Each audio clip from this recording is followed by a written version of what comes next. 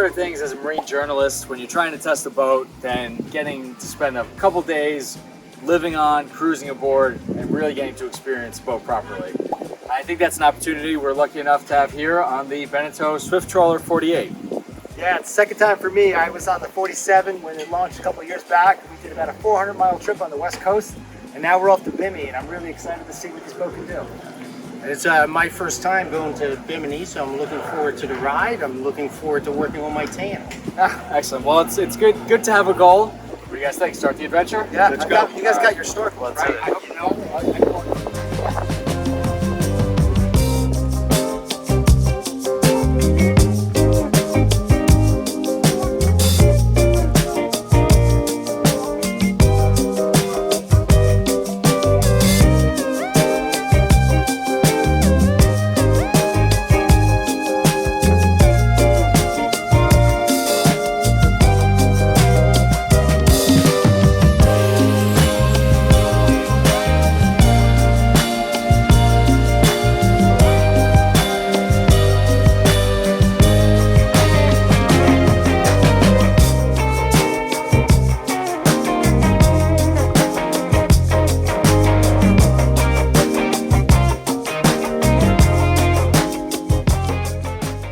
Just finishing up a couple incredible days on the Beneteau Swift Trawler 48. Took the boat over from Lauderdale to Bimini and really got to experience what this boat is all about.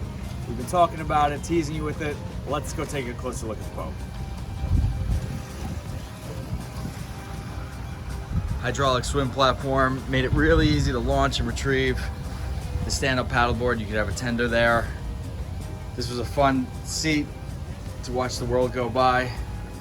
As I come into the salon here, I find none other than Passagemaker Editor-in-Chief, Jeff Moser. Hey Dan, how you doing today? Pretty good. What about yourself? Good, good. I'm just checking out the new setup of the helm here. This was on the 47, it was a centerline helm, but here we have it on starboard, and what I really like about it is you get onto this, all the Swift trawlers have these asymmetrical layouts, so you got the starboard side is much wider than the port side, and you have your joystick control right here. You got a fairly decent view to the stern. You want someone out there for the swim platform and give you some measurements, but views are really great here, and I just love what they did with the layout here.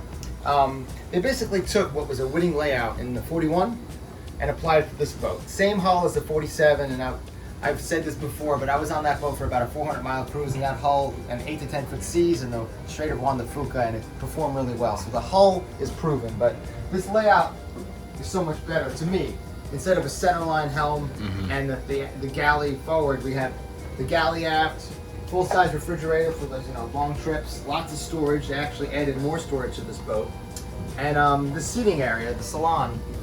You can have 3 couples on this boat in a nice cruise and stay below deck. So you can have everyone sitting here conversing with the captain, and this also actually you can see a curtain rail. This converts into a berth, for the extra if you need it. Below deck, you got 3 staterooms and 2 heads.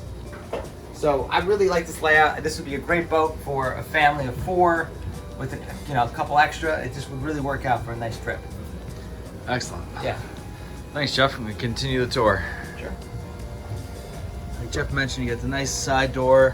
One of the things I like about getting to cruise a boat is you're running all around, fueling up, handling lines, handling fenders, and the wide side decks really make you comfortable. We were in some pretty good chop, and I would come up here, plenty of handrails. We were sticking the GoPro. Versatile sun pad area here. Again, it's thinking about the name, it's Swift where it counts, 26 knot top end. We were really comfortable with a 20 knot cruise. And that to me, if you just say what makes this line so special, it's the versatility of the range at slower speeds, the comfort in rough seas, and then also the high performance. This is a really interesting trick here in the steps. There's a little foot pedal down here, so with an easy step, this slides out of the way, and you just have much more entertaining space. A really nice touch. And we're going to check in with Sounding's executive editor, Pim Van Hemmen. Pim, what's happening? Well, You always have the best spots. Yep, we're on the Flybridge. We spent our crossing here, and the one thing we found was that the Beneteau Swift Trawler is all about comfort. As you know, when we did the crossing, it took about 3 hours, and we had a grand view. Grade Ray Marine package is the upgraded package, but we were able to monitor our progress. We were able to see how fast we were going. We did not want for anything during this ride. Yeah. We had the great hardtop. This is an option. There's also an optional Bimini. This retracts, so if you want sun, you can get sun. If you want shade, you get shade.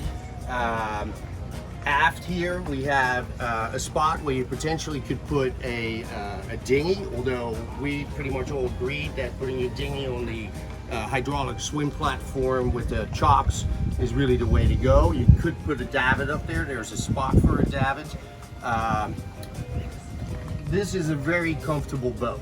The one area where we felt there could be a slight improvement is, in particular for taller people, is forward at the helm. When you're standing, the headroom is limited. In particular, somebody like you, right, Dan? Yeah. So we felt that if Beneteau were going to make any change, it would be to consider raising the hardtop. Other than that, we were very comfortable up here. Excellent. Any final thoughts on the cruise, on the adventure? Let's go south. Let's go. Let's keep it going. I like your style. Well, you want to stay tuned for more on the Beneteau Swift Trawler 48 and Power Motoryacht, Passagemaker, and Soundings Magazine. We'll see you on the water.